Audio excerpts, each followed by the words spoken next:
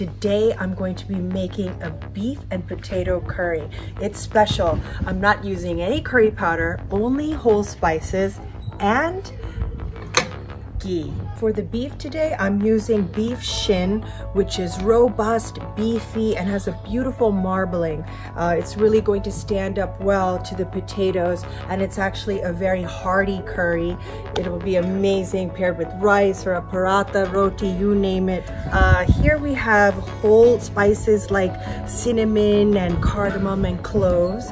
We have, of course, pandan leaf and curry leaves and lemongrass, onion, sliced ginger and garlic. Today we're going to be slicing the ginger because that really has an amazing pairing with this robust beef that we have here. And all of these ingredients I have here today, you can easily find in your cupboard. No need to roast and make garam masala or curry powder. It's all right here for you.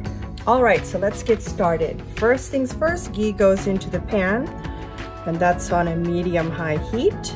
What's going to go in now is a cinnamon stick, cardamom, and a couple cloves. Now, just as the fragrance of the spices hits your nose, you want to add in the lemongrass, pandan leaf, and curry leaf. Next, we're going to add in finely chopped onion.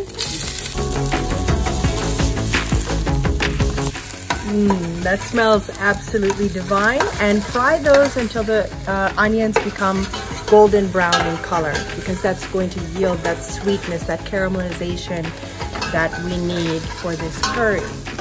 Next, I'm going to add the garlic and ginger in tandem, sliced ginger. Once you smell the aroma of the garlic and ginger, you want to add in your chopped tomatoes.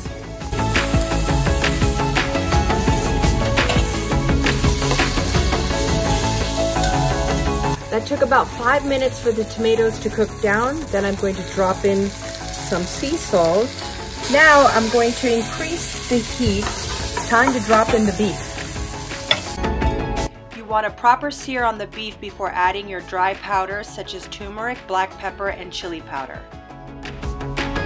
This searing part of the curry is the difference between a mediocre curry and an amazing, phenomenal curry. You'll taste the difference. And all those spices and ginger and garlic is going to infuse itself to each piece of beef. So don't ever rush a curry. This stage is extremely imperative. I'm watching you. The beef has a beautiful golden brown color. It's seared wonderfully, just as I wanted. Now I'm going to be adding in the black pepper, followed by the red chili powder and turmeric.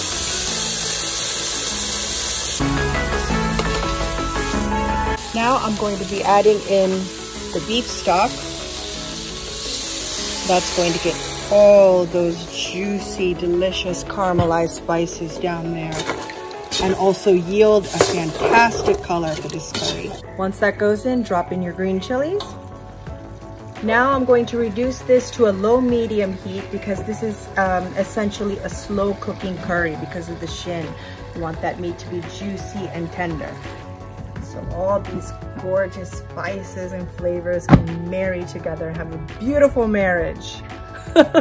Before I add in the coconut milk, I want to taste a bit of salt.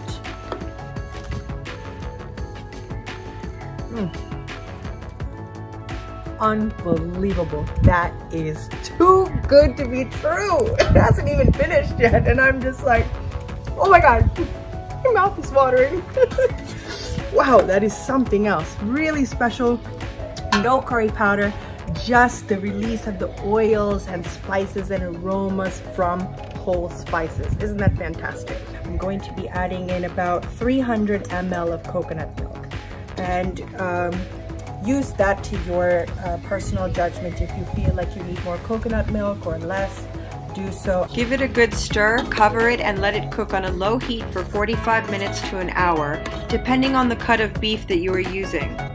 The potatoes have been soaking in water and salt, and I'm going to add them about 20 minutes before this curry is done. So this is going to be slow cooking for about 1 hour, and then we'll come back and see the results. I can't wait.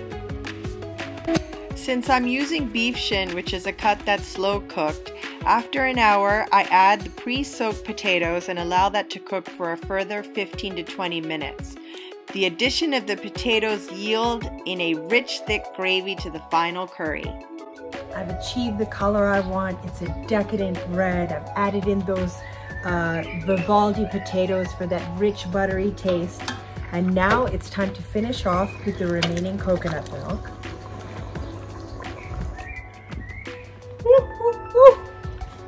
Thank you, Mama. That is absolutely delicious. The beef is tender and juicy. All those spices have come together to make a really unique and fantastic curry. To finish off with a teaspoon of sugar and a tablespoon of vinegar.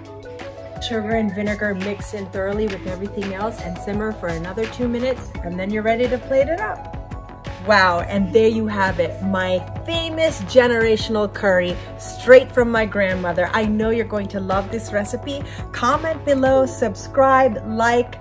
I want to hear from you guys. Thanks! Today's word of the day is palpable. A feeling so intense, it's almost tangible.